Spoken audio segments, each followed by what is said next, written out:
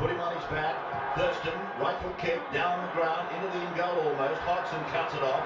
Hodgson taken by Norton. He took him late. Marshall skips away. Marshall's still going. Marshall's got Richards coming up outside. Now inside. Richards pursued. He pushes Johnson away.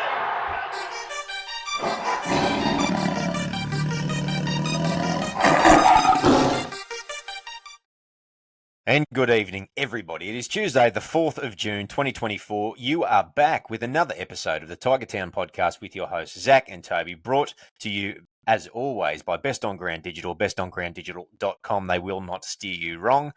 The digital marketing agency that looks after the little guy. Thank you to Best On Ground Digital for their support of the show. Toby, in your Tiger Town hat, how are you? I'm good, mate. I'm good. Had a week off from heartbreak and heartache and stress and anger, and yeah, feel refreshed and ready to go all over again. We had the bye on the weekend too, so there wasn't any Tigers football to speak of. So yeah, what about that? The emotions are definitely linked to that.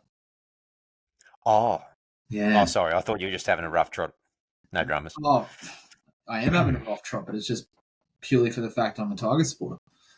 Football related. Got it. Yeah, I can empathise. Of course you can. So we got valuable 2 points, but unfortunately, apparently, so did every other underdog on the weekend. So that's not good. Very, very Tigers way for the round to play out.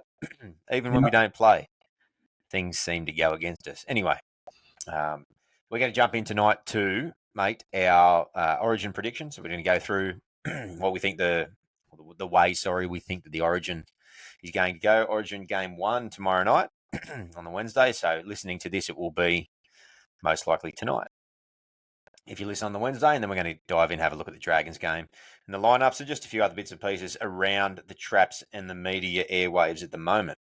So if you've been living under a rock, you would not be aware that State of Origin number 1 is happening on Wednesday, the 5th of June. And here is how both teams line up. The fullbacks are Tedesco and Walsh. Wingers, New South Wales, To'o and Lomax. Queensland, Coates and Tuolangi. In the centres for the Blues are Crichton and Suali'i. And for Queensland, Holmes and Tabuai-Fidow, the hammer. 5/8 are Luai and Dearden. The halfbacks are Hines and Cherry Evans. We've got Jake Trebojevic and Ruben Cotter as the starting number 8s for their respective sides. Reece Robson in the blue, Ben Hunt in the maroon. Payne Haas is the other prop for the Blues with Collins for Queensland. The second rowers for the Blues are, of course, Liam Martin, Angus Crichton. And we've got Jaden Sewer and Jeremiah Nene coming back. Jaden Sewer coming back in as Crichton is.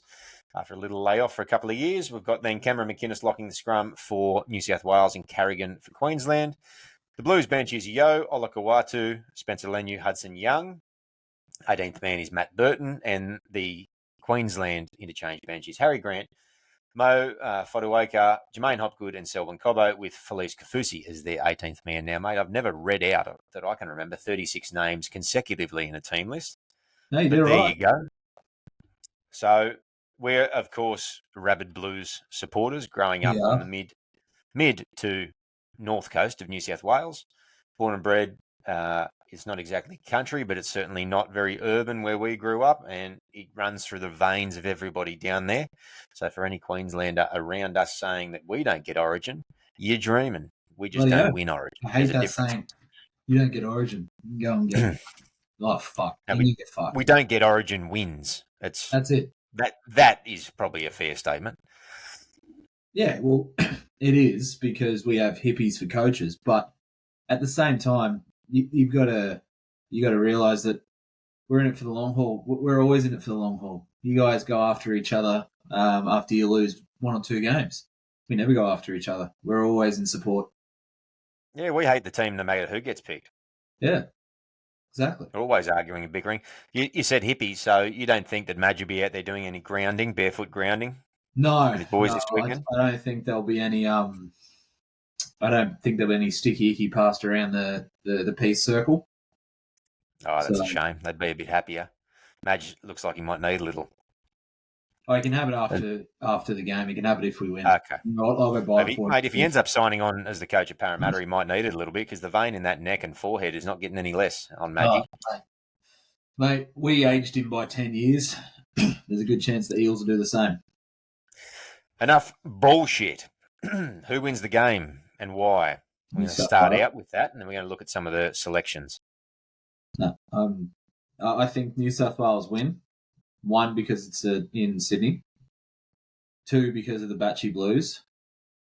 3, because I think the Maroons again in unfamiliar territory. They are not the underdogs. They're trying. They love the underdog status. They love to think that we've always, even when they had those 8 years running, they still consider themselves the underdog. I'm like, I don't know why you thrive on that underdog status, but you're not the underdogs, so leave it be. What's the score? I say 28-12 to the Blues. Okay. Blues win 22-12 to me. Go out there and if you're gambling responsibly, there's a margin for you, 22-12. Stephen Crichton, man of the match. Ooh. Two tries. Yep. Or a try assist. He's going to be involved heavily in 2. And yeah, Teddy to run a close second and to have an absolute blinder, and Edwards to not get back in the side, unfortunately for him. This series, I reckon Teddy will play himself basically into being impossible to drop. I do think that Teddy will play superbly, because I honestly think, and I've said this a couple of times, I think the burden of captaincy just weighs too much on him. When he can just play his game, he's unstoppable sometimes. So I think Where are the Blues weak? Where are Queensland going to go? I think the matchup, and I'm pretty certain it's To'o against Coates on the same side. That matchup is pretty. Nah, he's on Tuolangi against Lomax and Coates. Oh, okay. Still, Coates in the air at the moment is damn near unstoppable, and he is pulling rabbits out of his ass every single game with something. That's concerning. Should probably see a veterinarian. Can I just add, though, that if there is another person leaping for that title of best jumper this year, it is probably Lomax. Zach Lomax. Yeah, it is Lomax. So it's probably going to be a good matchup. Yep. I think so. Now that it's that, because I thought it was To'o to begin with, but now that you've confirmed that, yeah. Look, I think it's hard to say at Origin level where there is weaknesses, because you like to think that the people that are playing in those positions should be the best players in those positions for their respective states. But I think I probably think just that is Suaalii and Lomax on the same side. Yes. And I think that there might be a little bit of a concern, just for the fact that they are both rookies in terms of Origin. So they'll be on Holmes and Coates. That'll be their side. And I will say too, I don't think Holmes has been at his best this year. So touch wood. I said this about. I remember vividly. I said this about Holmes. God, 6 or 7 years ago when he made Origin. Wasn't that he was a bad player? He was the goal kicker, and I remember sitting there going, he can't kick for shit. And he ended up nailing 6 from 6 or something ridiculous. And you remember last year when we thumped the Cowboys, Stafford Toa gave him an absolute bath in that first game. And we all couldn't believe he got picked for Origin, and then he came out in Origin and brained them. It's like, oh, great. Yeah. We should have. It's a shame Stafford wasn't eligible for New South Wales that night, but yeah, I think that's obviously our right side. So I think our right side might be a little bit fragile, but who's tying that up? Whether it's Martin or it's Crichton, I think whoever's strengthening that right hand defense is going to do it.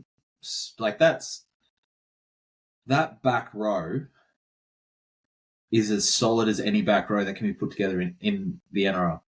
like with especially Crichton. when you take into consideration the bench. And the bench is an interesting one because we have a lock, we have 2 second rowers, and we have a interchange prop at Clubland that plays 25 minutes in Spencer Leniu. Yeah. So there's one prop on the bench, and that prop generally plays low minutes. So if there's an early injury, touch wood, to one of our props, that's going to be quite interesting. Obviously, locks can play in the middle, so you could play a small forward in McInnes and then throw Yo in there, but it's interesting. But back to the point that you were making. So if you take into consideration the second rowers that we've got in the squad, we've actually got 4: Liam Martin, Angus Crichton, Olakau'atu, and Hudson Young. That's the point you're trying to make, I guess, and it's pretty dynamic, if nothing else. And form. So Madge said he's going to pick on form. They're up there in terms of the form second rowers that are eligible for the Blues for sure. Oh, absolutely. I can't think of anyone else that will really usurp them. So, yeah, I think that, like I said, that back row, at least the starting back row, is clearly there to combat the intensity at the start of Origin. And it's funny, like, people will sit there and they'll say, like, people that don't watch a lot of football, but then watch Origin, they'll be like, see the first hit up, and they'll be like, oh, so this is what rugby league's about. And you're like, nah, this is what State of Origin's about. It's okay. It's another level. So on that point, there's 4 second rowers in the squad, and I might I'll riff off first, and then I'll let you have a crack. See if you agree or not. How do we use 4 second rowers in Origin?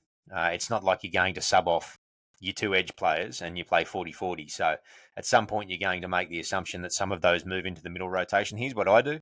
I play Liam Martin on an edge to start, and then I put Olakau'atu into the game to play out maybe the last 50 minutes. I then put Liam Martin on the bench, and I bring him back into the prop rotation late in the second half for a bit of punch. And I think that someone like, say, a Hudson Young, for example, he could probably play limited minutes, but he might even be versatile enough to play in the middle himself. That's probably what I'm thinking of doing. I'm thinking of playing Liam Martin as a quick foot, small forward, late in the game when the fatigue's going to be there and he's coming off the bench ready to rock and roll. And you know he's going to tackle his heart out there too. What about you? I'm going to go actually the opposite of that to an extent. I think Olakau'atu will be a perfect addition to the prop rotation when tied forwards are there. He runs hard, but he runs hard as a second rower, but you add those lines and that strength in the middle, and he can definitely do some damage in the middle. And I think, I believe that probably the best use of Hudson Young is to replace Angus Crichton, but Angus Crichton to move into the prop rotation. He's done it before at a pinch. So did you want Olakau'atu on an edge, or did you want him in the middle? In the middle. I think you're saying he's replacing Crichton, who's on an edge, though. No. Hudson Young's replacing Crichton, who's on an edge. Okay. He goes in prop rotation. Olakau'atu just stays in the prop rotation. Yeah, okay. I had to think about that, and I thought, that he would hold his own, no doubt, and quick leg speed, and he's a threat. And then I thought, you know what? If he comes on during the game, he's a bigger threat for me on an edge, because he becomes a massive short ball threat, and he becomes obviously a big threat on sweep plays and whatnot. So it makes us more potent out the back once fatigue's gotten into the game. So for me, I hear what you're saying. I don't disagree with it. I just think he's probably going to be better on an edge in that regard, though. But now that you say that like that, I really wouldn't be surprised if that's actually what happens. Because if you think about the starting back row, and like I said before, the starting back row is really there to, I guess, sort of dampen the aggression that happens at the start of every Origin. And it's very safe to say that you have probably the three of the best defensive back rowers in the game starting. So they will handle the pressure, they'll handle the defensive effort. And then when the fatigue got 3 back rowers starting, did you say? Yeah, you got McInnes, you've got the back row in general. The back row in general. And then when the fatigue sets in, you've got probably two of the best hole runners, especially that New South Wales have to offer, if not the entire NRL, come in to, I guess, take advantage of the tight outside forward. So it wouldn't really surprise me if that's actually what happens, because the way you sort of I guess, explained it then sort of made me rethink it a little bit. And I'd actually, yeah, I think that's probably more of what would happen if I was It's coach. it's an interesting bench, and I don't know that I can remember a time in Clubland when that's been the makeup of a bench in terms of the positions that those guys regularly play. Obviously, there's going to be a bit of shuffling around with combinations during the game. That's clearly the plan that McInnes will probably play 80 or close to 80, maybe 60 or so, but he'll be the relief at dummy half when Robson comes off for a rest, obviously with Yo then moving in. But yeah, to even with the choice of Spencer Leniu, I see what they're doing there, but for me, because there's so much, well, there's so little, I guess, props within the squad.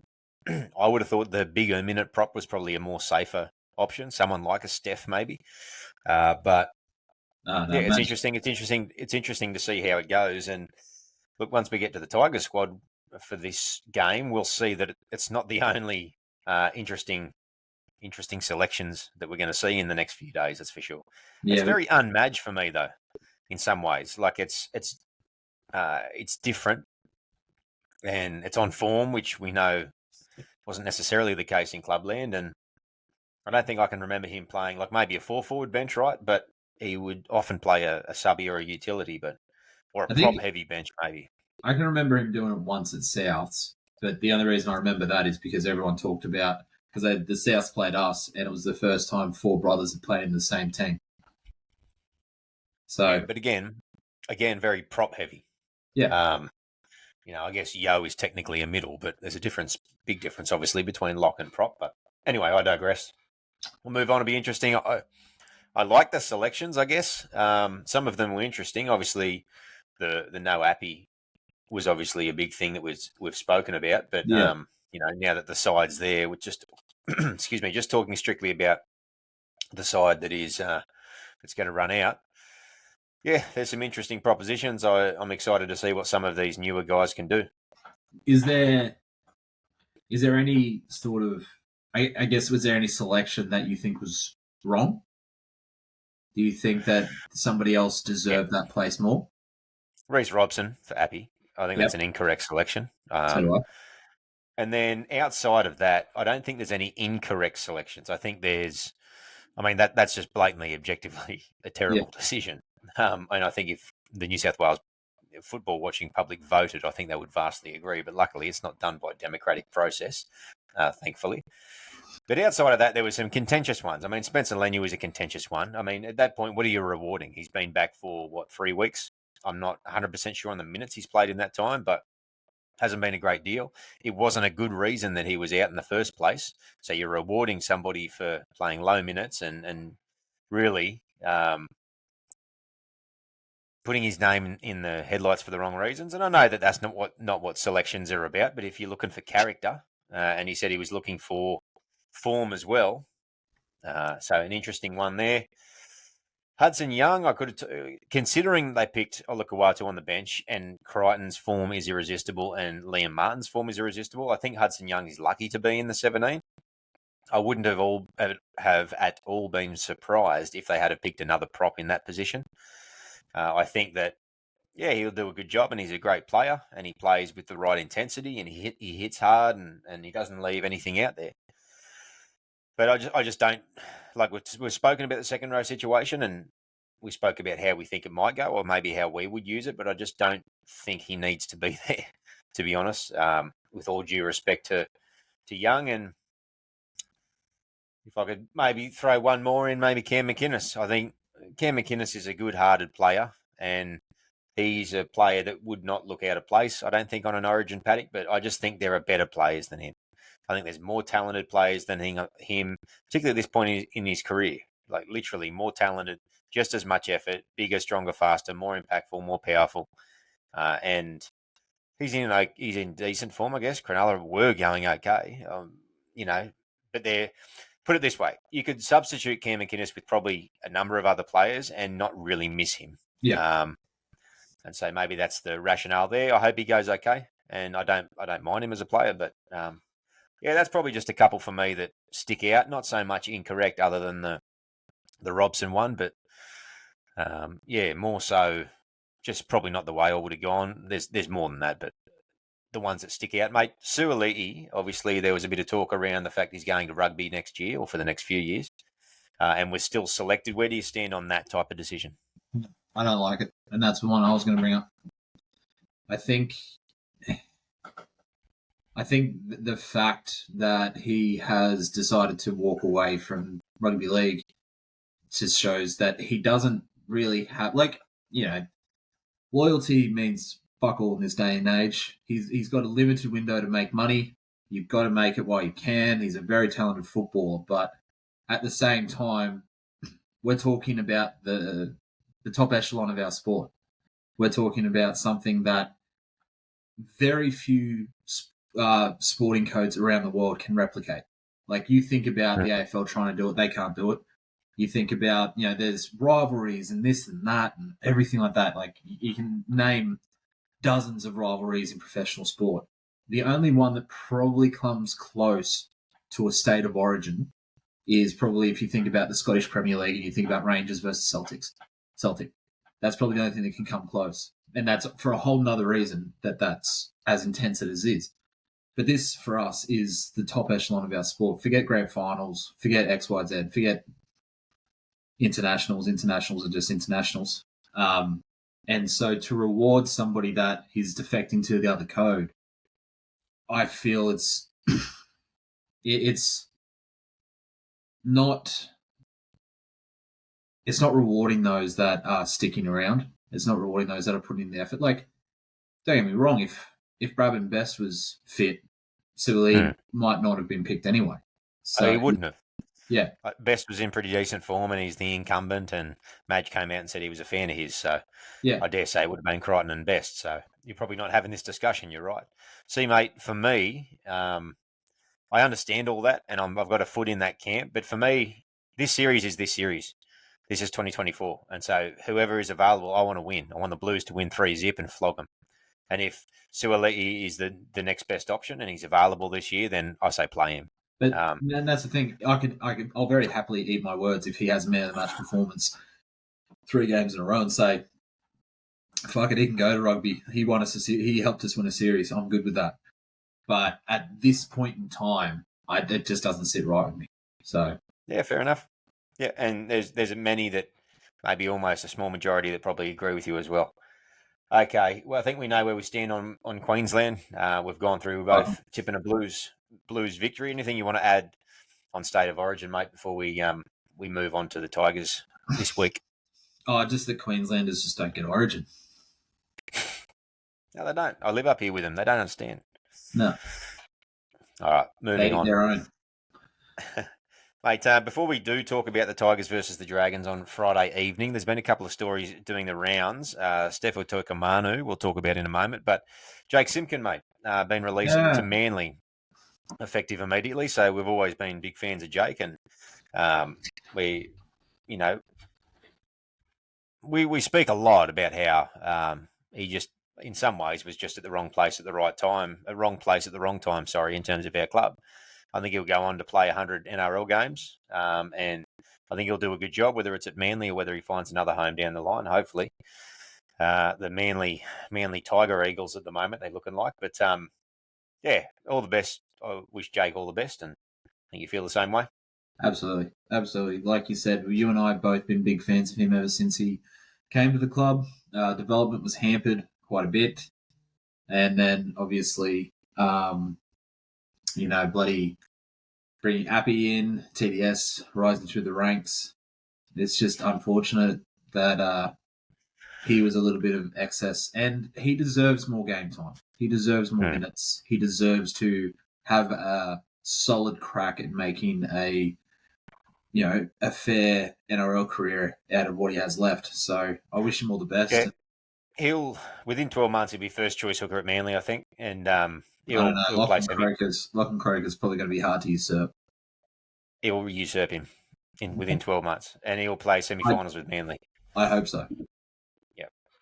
The other one as well coming through is Ashton Large, Ontoni's younger brother.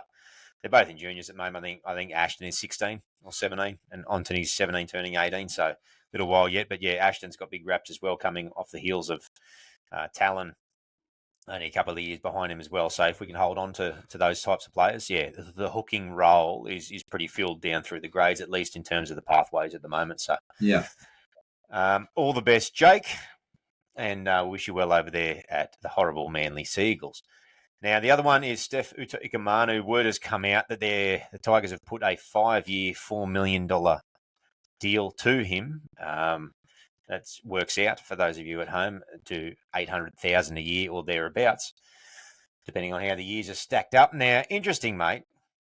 Firstly, the thing about the Tigers is we haven't heard anything about signings this year, and that's actually been a modus operandi in terms of what they've given to everybody, which is we will not be talking about that. And if you hear it in the public or you hear it in the media, it is false, and fans will hear about it first. And the proof was in the pudding when it came to Ruva. Yeah. Even Luai, for that matter. Nobody knew until that press conference. So I believe them when they say that. So the first thing I have is this going to even be true, or is this speculation? And if it is true, where has it come from? Remembering that his manager is Isaac Moses. And the other thing as well is the commentary around the likelihood of it happening and whatnot. So what's your take on that offer and whether there's much or, if any, truth to it? Well, when this kind of came to light yesterday, I reached out to you because you're the one that mentioned that Richo's come out saying that if anything does come out in the media, likely it is false, or it is very much going to hamper whatever negotiations are going to happen. So I reached out to you to get your thoughts on that. And I think, again, I swear I say this almost every single week, but I think every listener knows my thoughts on the media. 90% of me thinks it's full of shit. 90% of me thinks it is Buzz and Brent Reid. I'm happy to name them because I can't stand them. Making up, false news, fake news, because they're probably not getting much traction. And they know how much Tigers fans love to digest news because we love our club. How are you going to do that? Oh, well, you know that there's this weird clause going in their contract, so, let's keep digging at and picking at that scab. They keep mentioning the clause and move on. Find a new story. They keep digging it up like it's something brand new they found under the haystack this afternoon. The other thing on 360 tonight, having watched NRL 360 this evening, is the way that they carry on about it. Is they're talking about the Tigers keep shooting themselves in the foot with letting players go, with the thought of possibly letting Bud Sullivan go, which they obviously put in a negative light to spin on the Tigers. They signed him for 4 years for X amount of dollars, $500-600 a year. They kept shooting themselves in the foot. Why do they keep doing that? You're talking about a signature that was done by the old administration. The old administration. This isn't journalism anymore. Like, what are you doing? So which one? You're sitting there insulting the Tigers in the present day that are a completely different entity as of December last year on things that happened prior. And then when they try to clean the mess up that was made by the prior administration, that you ragged on their decisions, you then rag on the decisions of us trying to clean up the mess. Say us being the new administration in Richardson. Mm. So it is quite literally, in pure definition form, agenda driven. 100%. Because the Tigers cannot win. They're damned if they do and they're damned if they don't. Well, a perfect example of that is when the clean out came and all that jazz and all the review came out. The media, and I again will say it was those two journalists that I mentioned before, came out and badmouthed them. Yet not 6 to 8 months earlier, they were saying they need to do something about this administration. They need a review. It's just, what it is they understand, and I get it. They have a job to do. They need to get clicks and views.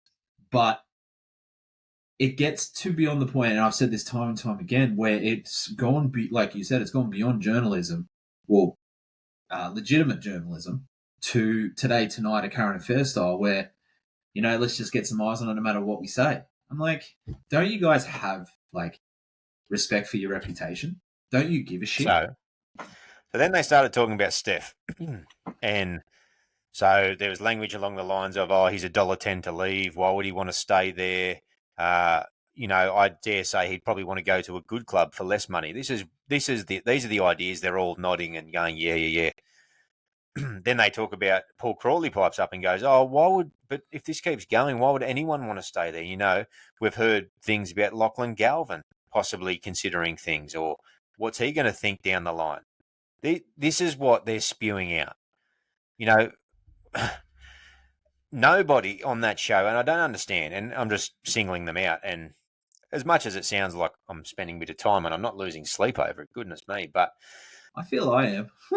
I don't understand why nobody in that situation, nobody's presenting counterpoints to them. Like, there's counterpoints on that show constantly, almost arbitrarily made and manufactured, it looks like. Like, sometimes someone will argue the point just to keep the segment going. But anytime it's anything to do with the Tigers, they don't argue the point. Why is nobody sitting there saying, well, hang on a sec, maybe some of these guys want to knuckle down. Maybe they can see a vision. Here's what we have seen so far. Maybe some of these juniors are thinking, no, I'm going to stick around and build this place. Because that story, we've got Luai coming in next year. We've got Taruba coming in next year. We've got the Jersey Flegg guys going really well.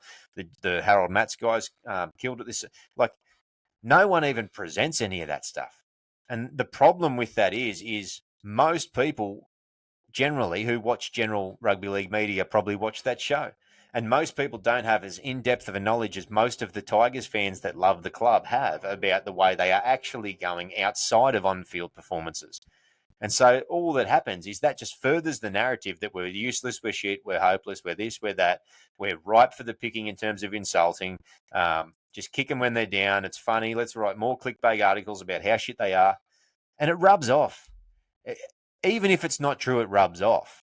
It rubs on often prospective sponsorship situations. It can rub off on managers, and perception is reality in that regard. So if they're creating this perception that might be partly true, but certainly inaccurate, it's affecting the club. And I was trying to think, what can be done about it, because it's not to the level of a defamation situation. It's not an individual, but surely there's a situation getting to the point now where the club needs to get on the phone to a couple of the editors-in-chief and go, hey, hang on a sec here. We've got to have a conversation, because this is getting a bit much. Absolutely. And while I will say that majority of the journalists, I think, are pathetic and just kind of have no morals, there was a story that came out last week actually defending the Tigers, which was, like, we shared it on our social media profiles and things like that, and we were Andrew Webster. Yeah, it was. We were like, this is amazing, because it's not the same point of view that every other ridiculous journalist spews out. It is one that has done a bit more investigating. It is one that has actually done his research. It has one that decides to put, instead of a negative spin, because we know that negative news sells, he puts a positive spin on it. Now, I probably guarantee you that article got maybe 1/10 of the stuff about Steph. But that's the stuff that is probably majority true and only a little bit opinionated, where everything else coming out at the moment is probably majority opinionated, maybe a little bit true. So it's frustrating to consistently see this. We had a bit of a dark spot there at the start of the year, because obviously we were winning, and I think we mentioned on this pod, we haven't been mentioned in any articles. We haven't mentioned on Fox Sports. They've decided to focus on someone else. They focus on the Bunnies. The Bunnies are still worse than we're going, but they're not even copying them out. They're getting all this praise because they signed, Wayne Bennett. I'm like, really? Wayne Bennett is the one that left that club in tatters because of the signings that he did. I will say as well that since he signed on, they haven't really heard much about the Rabbits. I mean, they gave it to him there at one point because they were losing, and that's going to be the motivating factor. But yeah, Probably Mate, probably just because South fans don't know how to read, so they don't really attract that much attention. I know a couple of cultured South fans. It's really weird. Yeah, Um, do they have their teeth? I keep looking for the missing tooth, but they've got fantastic smiles and they're very articulate. It's weird. If any South fans actually listen to this, Souths are actually like my third favorite team. So I'm just pissed. Oh, really? Yeah, right. I've hated them most of my life. That's right. Because they never should have been let back in the comp. Anyway, moving on. I've just completely lost my train of thought. No, I'll go back. We'll put a cap on the Steph conversation. Are you happy with that offer of 800? Oh yeah, You by think far. you think it's fair? He's still young. He's still not proven, to be honest. Yes, he's played one Origin game, two Origin games, one Origin game. He's played one Origin game, but even then he didn't really step up. So he's not proven. It's a great deal for him. But in saying that, he's nowhere near his ceiling. His ceiling is still he's still feet meters before hitting that ceiling, and we're helping him reach that. But so, all reports seem to suggest early days. Whether this information is true or not, the deal itself, or even this follow-up information, that he's probably likely to go to market and won't accept that first offer. How high would you be willing to go for someone like Steph Utoikamanu? I can't see him getting anywhere near what the quality props getting. Payne Haas is on $1 million. AFB is on 950. I think 850 max is what he'd attract max. And I guarantee you, I don't think he'll get anywhere near what we're offering if he goes to open market. Yeah, I think so too. And I think all you can hope is that he goes out there, it's somewhat lukewarm in terms of the response, or in terms of the money, maybe even. And yeah, maybe they renegotiate for maybe 825 or something. Yeah. I wouldn't be going any higher than that. I think that that's a fair deal for all parties. I think that he has enough potential and leadership, and in terms of quality props on the market or available in the engine room. I guess in that way, he's a beneficiary of the timing of coming off contract. But I think that that's a fair deal. But I wouldn't go a whole lot higher, because I tell you what, if you lose Steph Utoikamanu, but you don't have to pay 850 plus, that can buy you some decent backup props to do at least 3/4, if not 90%, if not 110% of what he currently outputs. So as much as he is a good prospect, a very good prospect, and I want him to stick around and hopefully get him on a reasonable deal for both parties, he is very replaceable. Very is probably a bit stronger word, but Steph is replaceable. I'm going to say that out of all positions, front row is probably the easiest thing to actually replace. Because it depends upon the player, because there's only so many AFBs and so many Payne Haases in the world, isn't there? There is, and like those two players, and then you put James Fisher-Harris in there as well. Those three players are proven. They have shown that they can do things at the top level consistently, and they're worth the money that they get. But name me another fronty that's worth over 600,000, and I couldn't get one for you. Yeah, I mean, you look at players that have played for Australia in prop, like Flegler, for example, Lindsay Collins. Would those blokes be on 850 plus a year?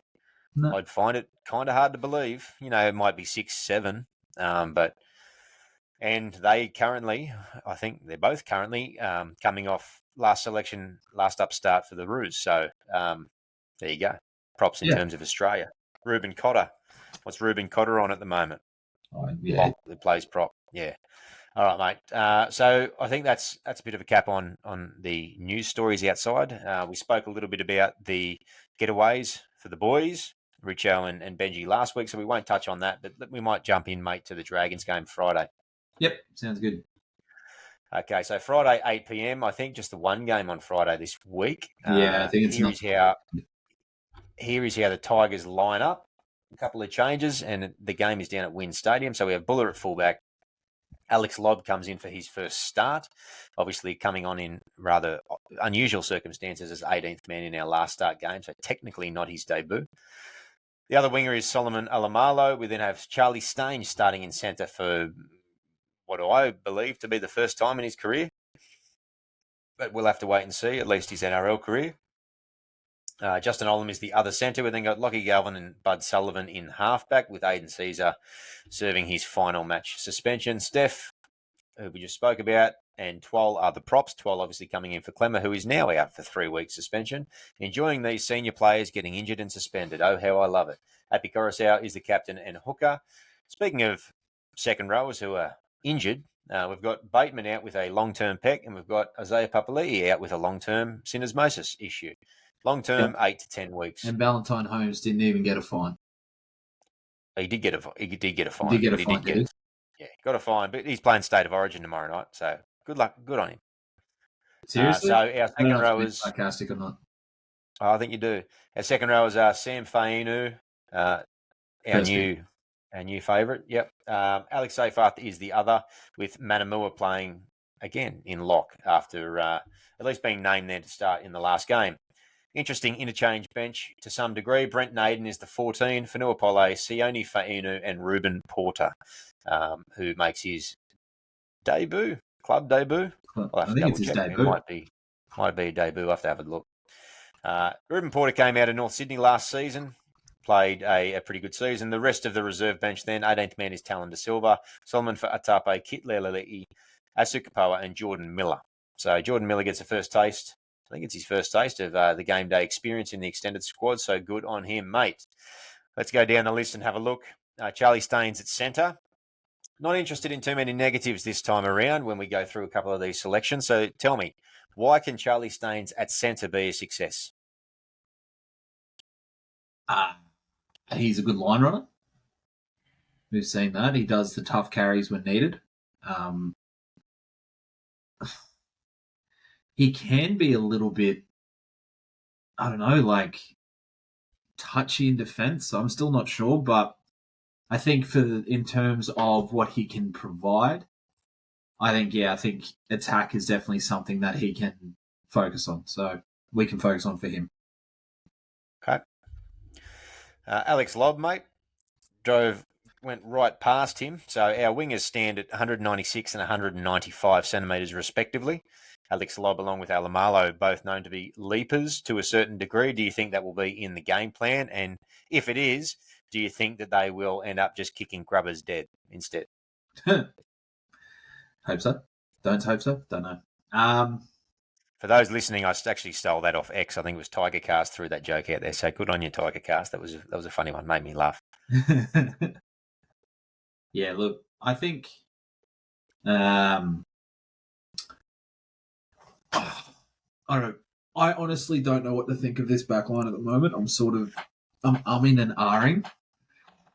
Like, I want to be positive. I want to be XYZ, but at least Benji's trying something. I guess that's something I think you mentioned in our chat today. At least he's trying something. At least he's not sitting there going, yeah, let's keep doing that. And we know that he's not shy from making decisions that he thinks could, I guess, it will most likely will ruffle some feathers, but he sees it for a reason. But yeah, what about yourself? In terms of? In terms of backline in general, like we're talking about Alex Lobb, we're talking about Charlie Staines on the wing. I mean, on the look, I think Benji's just trying a few things. I think we've accepted now that the season proper, in terms of making an actual charge, which was, let's be honest, long odds at the start of the season, he's well and truly dead in the water. Doesn't mean that we can't go on a run and maybe creep into an eighth, but this is not a season we're going to do anything. Let's be honest. So that's the second time I've said that in the last minute, and that let's be honest, Aziz is back in rotation, so let's eliminate that. So I think in that regard, he's going to try a few combinations. I think he's going to look at the versatility of a couple of players. We see it already with Staines in the centres and Naden at 14. And I think he's going to give a few opportunities over the back end of the season. One, maybe for experience, or two, maybe just to see what people do when they take that next step. We saw it did happen at the back end of last year, obviously, as well, with the likes of Folletti and Talon De Silva and who am I forgetting? Kit Lelele'i making their debuts at the back end of the year. So there's not a whole lot exciting there, to be honest. I mean, in terms of mainstays for next year, you've got Buller and Olam. Staines is by no means a mainstay, particularly in centres. And Alomalo's gone okay, but he's currently not even signed for next year. So we'll have to wait and see how that goes. What I will say is if we look across the page and we look at the Dragons, they're fielding a very inexperienced backline. Allow me to run through their 1 to 7. So we've got Terrell Sloan at fullback, Sione Finau on the wing, Moses Sully in the centres. Now, I always mispronounce the Fungi brothers. Is it Fungi? Fegai brothers? I would say Fegai. I know often Polynesian languages pronounce G's as N's, but anyway, correct me, folks, if I got that wrong. Sorry. And then we got the Fegai brothers, Max at centre and Matthew on the wing. Kyle Flanagan is the 5'8", and Jesse Marshke is the halfback. So the two backlines from the two sides, even if we bleed into our halves as well, Galvin and Bud, they're all inexperienced. There's, I mean, in the Dragons, would it be Flanagan or probably Sully that has the most experience, I would imagine. And you don't exactly think of them as elder statesmen. At least, we've got the likes of Ollerman and whatnot. But it's interesting. Yeah, the back line, I think that the back line, look, put it this way, your original question was about do I have concerns about the back line or whatnot?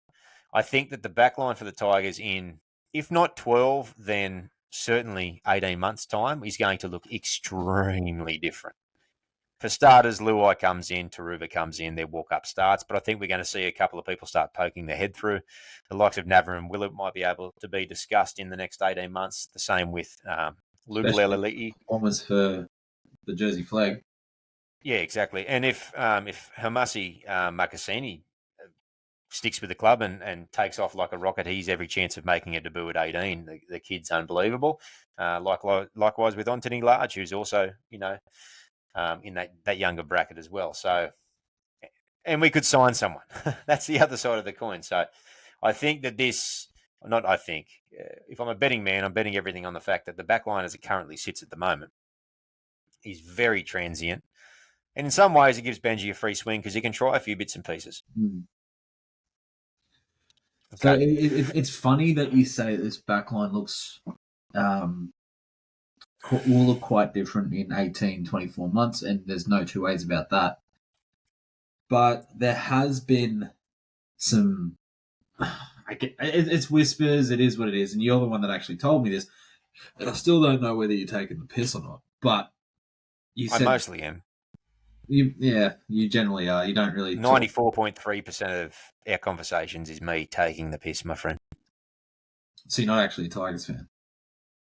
Oh, no, that's in the other... That's in the other 5.7. The 6.7. Yeah. But you said something about a whisper of Richo has signed or is on the verge of signing a very big name.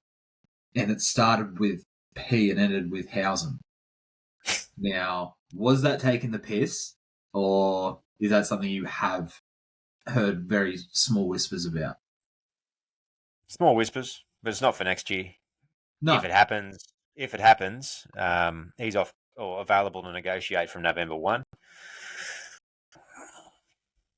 Okay, but let's say in a perfect world. I don't know. In terms of the source that I've heard, I can't trust the source. I don't know the source.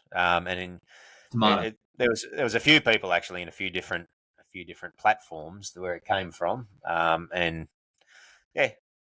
So there's maybe that's true. Who knows? But okay, let's say in a perfect world, because we all would love a player like Pappenhausen back at the club. If that happens, so the possibility of Ryan Pappenhausen to be released by the Storm because they've got Suafale Longo, and it would be for 2026. That's what we're talking about. Yeah. What happens to Buller? I'd put Buller in the wing. He's not a centre. If we don't uncover a centre, I'd put him at centre. But he'd have to put on a couple of kilos. I reckon he could be an absolute revelation on the wing and could be the best winger in the game. See, I reckon he could be an absolute revelation in the centres. I think that, again, put on a bit of size to him, I think he's so strong and he's so crafty. So, yeah. That's true. It's fun to dream, and it's fun to... And he's a similar build and structure to Hamiso Tapuafido, who obviously plays really well in the centres at Origin level. So he is. Yeah, interesting. Anyway, we could get bogged down on ifs, buts, and coconuts, and I don't have any I do credence love as to to. whether that rumor is true or not. But to the people on X who I followed it on, and there was another source as well. We'll see. Anyway, let's get back to going through the side. I might just pose that more generic question. Actually, I won't. I'll jump to another selection there. Sorry, Ruben Porter. Now, Ruben Porter was traditionally an edge. He's 27 years of age. He's done his trade in New South Wales Cup for a long time, and he's a pretty dynamic edge. He's been mainly playing in the middle, from what I can see in New South Wales Cup this year at prop.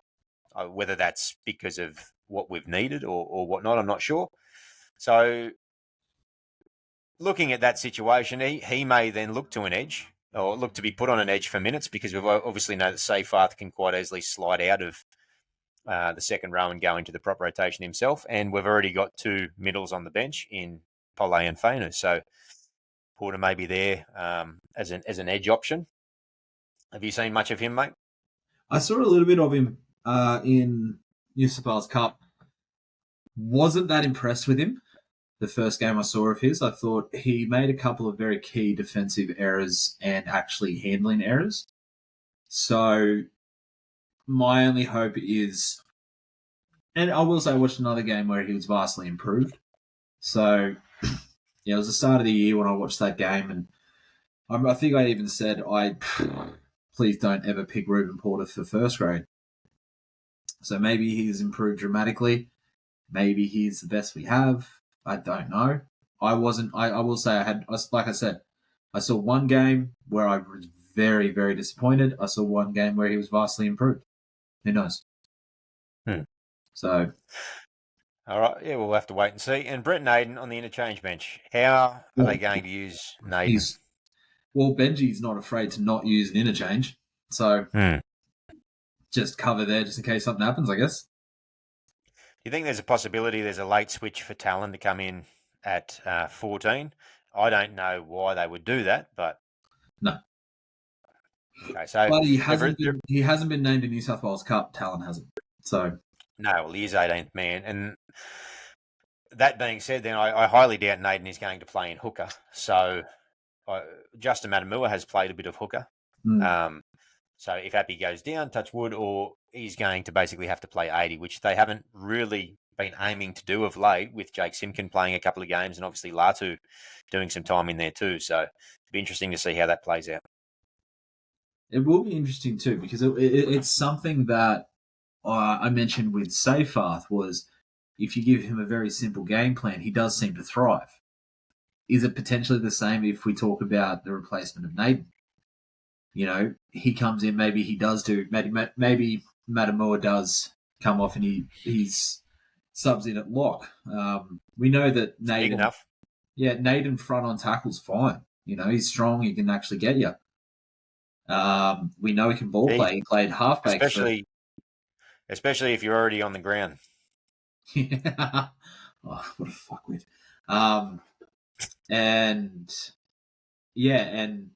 He made me lose my train of thought. Yeah, well, we know he's got a bit of a passing game to him as well, because he played halfback or 5'8" for the Magpies a couple of weeks ago. So halfback. There you go. Yep. So look, but then again, Declan Casey's playing 5'8" this week, so who knows? Yeah, going to be interesting to see how they use, or if, like to your point, if they do use Naden, or where he might pop up. Okay, mate, let's jump into simply asking the question: how does the game play out? Oh, look, it was a game that got away from us at the start of the year. I can't lose 2 games in a row to my dad, because my dad's a mad Dragon supporter. So I'm going to say that the week, I reckon we're going to prove the journalists wrong, and the week off was the best thing the club had. It got us a chance to refresh, got us a chance to really think about it. I guarantee you, Benji would have sat there and asked him to a bit of soul searching, a bit of, do you want this? Do you not? If you don't, let's walk away. You can walk away. That's fine. So I think we're going to win, and I don't think it's going to be a big scoring game, but I think our defensive effort is what's going to win it for us. So I think it's going to be along the lines of 16-4. Wow. That's funny because I've got 20-4. Hey, They're going to score first. They're going to miss the goal. We're going to go into the break at 18-4 up, and it's going to be a try-less second half. And we'll kick a penalty goal, 20-4. look, I think we're both happy either way. And Man of the match, mate, for you. Man of the match.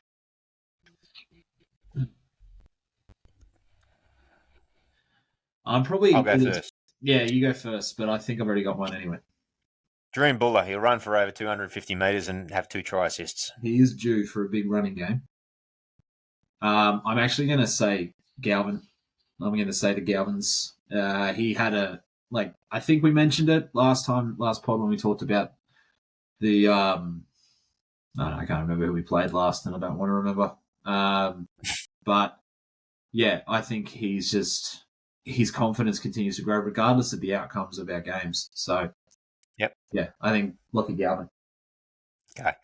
And, mate, that was your man of the match prediction. How about a bold prediction?